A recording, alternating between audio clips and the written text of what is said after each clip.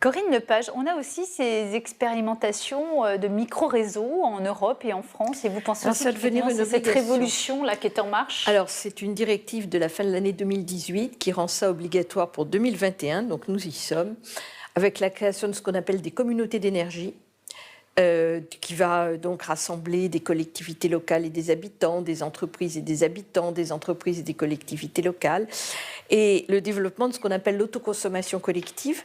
Autoconsommation individuelle, chacun sait ce que c'est. J'ai un panneau solaire sur mon toit, j'utilise mon électricité, ça, j'autoconsomme ce que je produis, c'est individuel.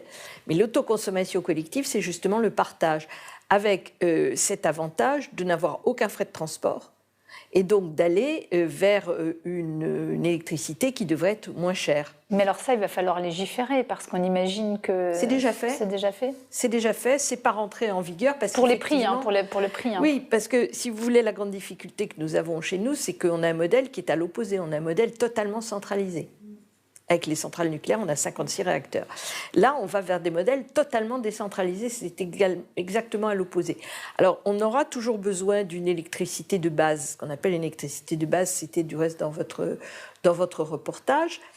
D'où l'intérêt de garder pour le moment des centrales nucléaires et probablement après ça d'avoir des centrales d'un autre type. Mais le développement de l'autoconsommation collective va être une véritable révolution.